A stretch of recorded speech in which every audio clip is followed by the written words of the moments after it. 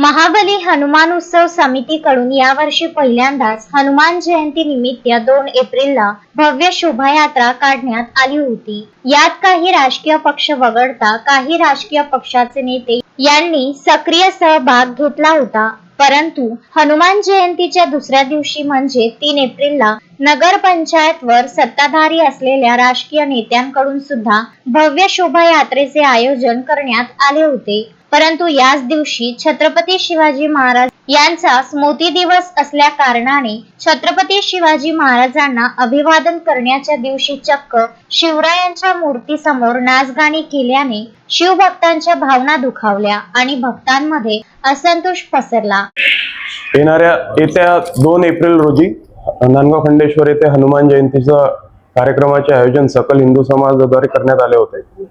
पण त्या औचित्याने पहिल्यांदाच ह्या वर्षी नांदगाव खंडेश्वर येथे हनुमान जयंतीचे कार्यक्रम झाल्यानंतर त्या दिवशी हनुमान जयंतीच्या कार्यक्रमाच्या दिवशी जी सत्ताधारी आहे नांदगाव खंडेश्वर नगरपंचायतचे, जे शिवसेनेची सत्ता आहे नांदगाव खंडेश्वर नगरपंचायतचे जे शिवसेनेचे गटनेते आहे आणि जे नगराध्यक्ष आहे, त्यांनी हेतू परस्पर त्यांच्या ताकद दाखवायसाठी, त्यांचं राजकीय भूमिका घ्यायसाठी दुसऱ्या दिवशी सलग 3 तारखेला एक शोभायात्रेचे आयोजन करण्यात आले। ही शोभायात्रा काढणं, हे हिंदू समाजाचे हनुमान जयंती शोभायात्रा काढली, ती खूप छान गोष्ट आहे की एक हिंदू समाजाची दुसरी कोणती तरी एक शोभायात्रा झाली, त्याच्यात हिंदू समाज एकत्र आला। पण या काही 2-3 महिन्यात सलग त्या शोभायात्रेमध्ये पण 3 तारखेला 3 एप्रिल हा दिवस अखंड हिंदुस्थानातील, अखंड भारतासाठी हा काळा दिवस आहे। या दिवशी छत्रपती शिवाजी महाराजांचा मृत्यू झाला। छत्रपती शिवाजी महाराज या जगाला त्या दिवशी सोडून गेले। हा दिवस पूर्ण जगात काळा दिवस म्हणून पाळला जातो आणि त्या दिवशी आपल्याला माहित असताना आपण तो दिवस साजरा करायचा। त्या दिवशी आपण रॅली काढायची आणि त्या रॅलीमध्ये छत्रपती शिवाजी महाराजांचा पुतळा ठेवून आपण तिथे नाचायचं, गायचं, तिथे नाचत गाचत छत्रपती शिवाजी महाराजांचा पुतळा न्यायचा। ही गोष्ट एक निंदनीय आहे। आणि तशीच दुसरी गोष्ट या अगोदर जेव्हा शिवजयंती झाली, या शिवजयंतीला शिवजयंती नगरपंचायत मध्ये साजरी करण्यात नाही आली। त्याचं कारण जेव्हा आमच्या बाकीच्या लोकांनी, जेव्हा गावातल्या जनतेने जाऊन विचारलं, तेव्हा त्यांच्याकडनं कारण सांगण्यात आलं की आजचा GR नाहीये, त्यांच्याकडे असं कोणतं शासनपत्र नाहीये की शिवजयंती साजरी करण्यात आहे। तर हे सलग हेतू परस्पर हा शिवाजी महाराजांचा अपमान करण्याचा प्रयत्न चालू आहे। जे महाराज ज्याच्यासोबत आयुष्यभर लढले तो औरंगजेब पण त्याच्या पुराव्यात, त्याच्या पत्राच्या पुराव्यात औरंगजेब पण त्या महाराजांच्या मृत्यूच्या दिवशी दुःखात होता। आपण त्याच्या पत्राच्या पुराव्यात बघतो।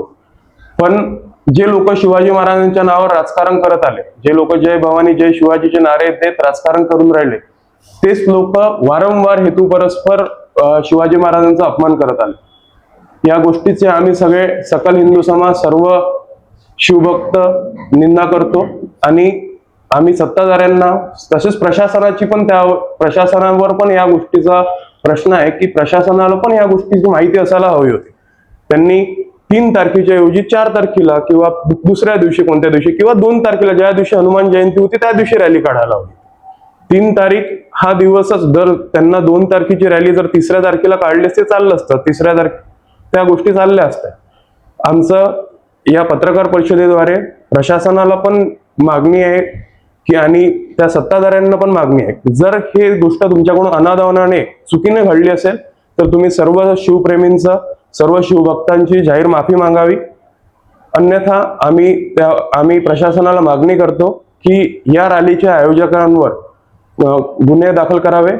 जय शिवराय। असं बरेचदा नांदगावच्या राजकीय वर्तुळात पाहावयास मिळते। परंतु महाराष्ट्राचे आराध्य दैवत असलेले छत्रपती शिवाजी महाराज यांचा अवमान भविष्यात कधीही खपवून घेतला जाणार नाही असा आरोप करीत पत्रकार परिषद घेऊन शिवरायांचा अवमान झाल्याचे सांगत आयोजकांनी जनतेची व शिवप्रेमींची जाहीर माफी मागावी अशी मागणी महाबली हनुमान उत्सव समिती व शिवप्रेमींनी केली आहे। आज जो नांदगाव शहरात यावर्षी पहिल्यांदा जी 2 फरवरीला महाबली हनुमान यांची पारंपरिक पद्धतीने जी रॅली काढण्यात आली, हा प्रथमच नांदगाव शहरात इतिहासामध्ये एवढी मोठी भव्य रॅली काढली. त्या रॅलीचं औचित्य साधून आपल्या नगरपंचायतचे गटनेते, सत्ताधारी गटनेते प्रकाशभाऊ मारोटकर यांच्या नेतृत्वात जी 3 तारखेला जी रॅली काढण्यात आली, ती रॅली निंदनीय ठरावी. कारण त्या दिवशी हिंदू हृदय सम्राट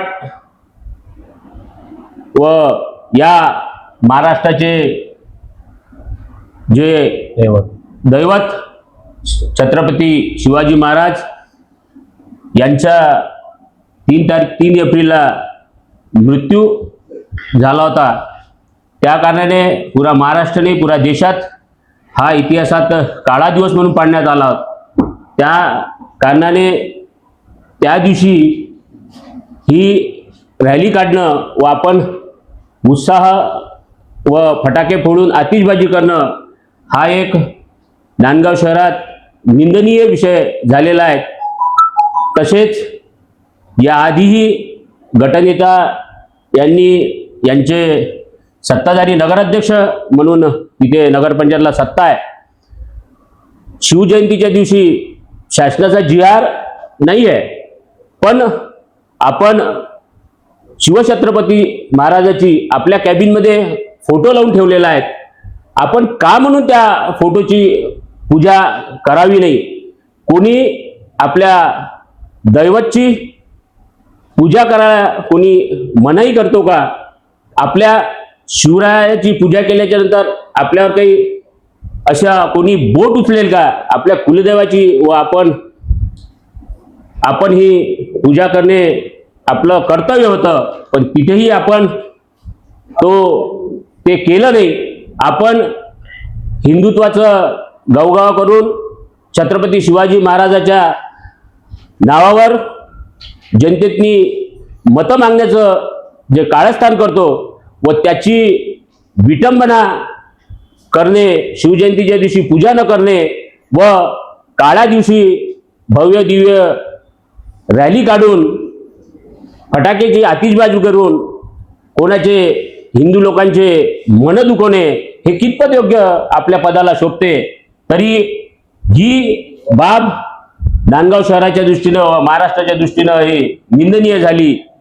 तरी मी याचा जाहीर विरोध करतो व माझे हा पत्रकार परिषदेतील 2 शब्द संपवतो. जय श्रीराम, जय शिवराय. अमोल दांडगे, विदर्भ न्यूज, नांदगाव, खंडेश्वर. श्रद्धा फैमिली शॉपिंग में जाएंगे हम सभी, साड़ियों की नई डिजाइन देखो यहीं से लाएंगे. श्रद्धा फैमिली शॉपिंग में जाएंगे हम सभी, लेडीज जेंट्स बच्चों की हर फैशन लाएंगे सभी. फैशन के सफर में आप भी आगे ही आगे बढ़ते चलिए, क्योंकि बिजीलैंड का सबसे बड़ा आलीशान भव्य showroom Shraddha family shopping and mall, Busyland complex, Nandgaon Peth, Amravati.